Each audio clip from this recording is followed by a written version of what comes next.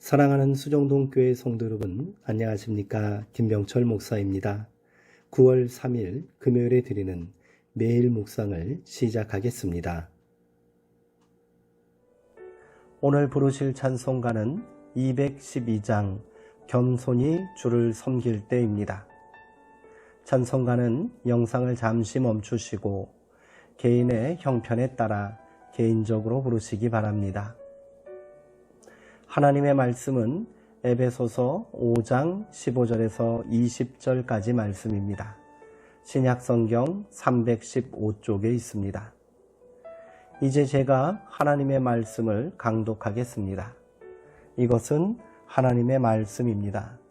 하나님의 말씀에 경청하시기 바랍니다. 그런즉 너희가 어떻게 행할지를 자세히 주의하여 지혜 없는 자 같이 하지 말고 오직 지혜 있는 자 같이 하여 세월을 아끼라. 때가 악하니라. 그러므로 어리석은 자가 되지 말고 오직 주의 뜻이 무엇인지 이해하라. 술 취하지 말라. 이는 방탕한 것이니 오직 성령으로 충만함을 받으라. 시와 찬송과 신령한 노래들로 서로 화답하며 너희의 마음으로 주께 노래하며 찬송하며 범사의 우리 주 예수 그리스도의 이름으로 항상 아버지 하나님께 감사하며 아멘. 도취를 경계하라 라는 제목으로 묵상 말씀을 나누도록 하겠습니다. 가장 열심히 가장 분주하게 교회 생활을 하는 이들도 영적인 잠에 빠지기 쉽습니다. 분별력 없는 열심은 언제나 문제를 일으킵니다. 그런즉 너희가 어떻게 행할지를 자세히 주의하라 라는 바울의 말에 귀 기울여야 할 것입니다. 여기서 자세히 주의하다 라는 말은 살피라 라는 뜻입니다. 이 단어는 경거망동하지 말라는 말입니다.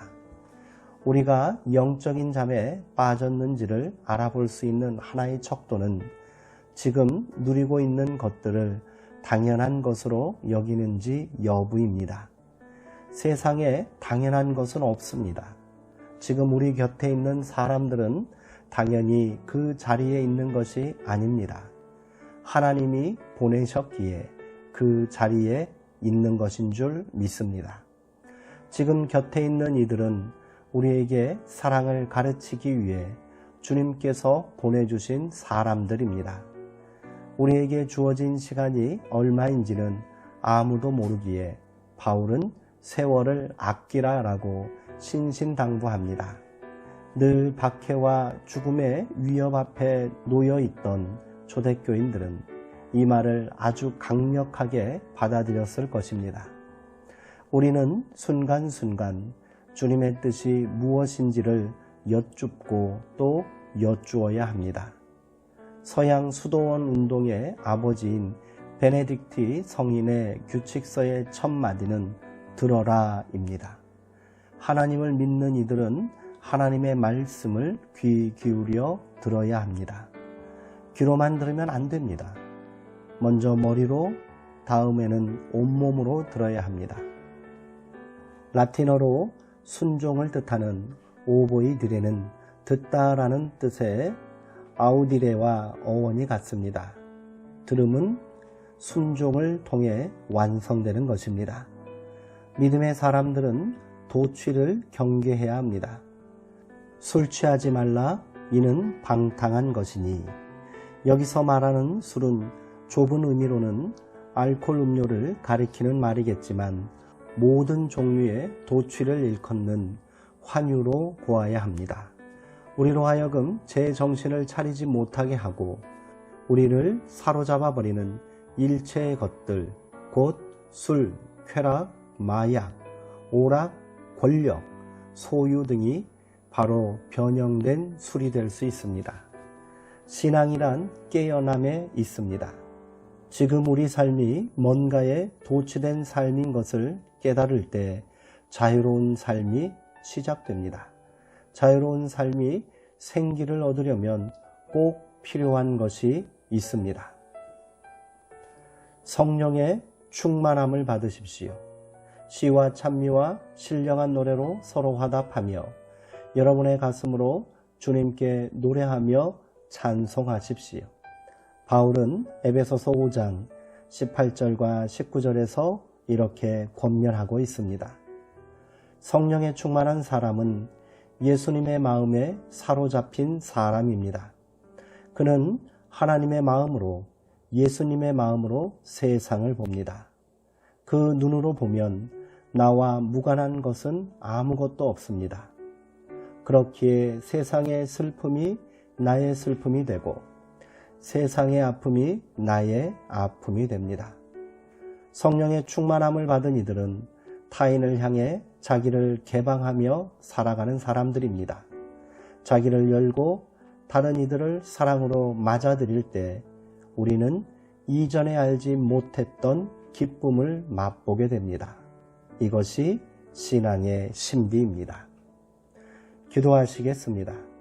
하나님, 누구에게나 삶은 힘겹습니다.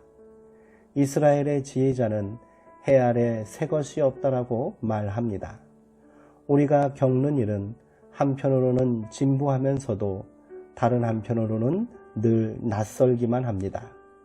모든 순간에 적용되는 보편 타당한 정답이 없음을 알기에 우리는 늘 고민하며 길을 모색합니다.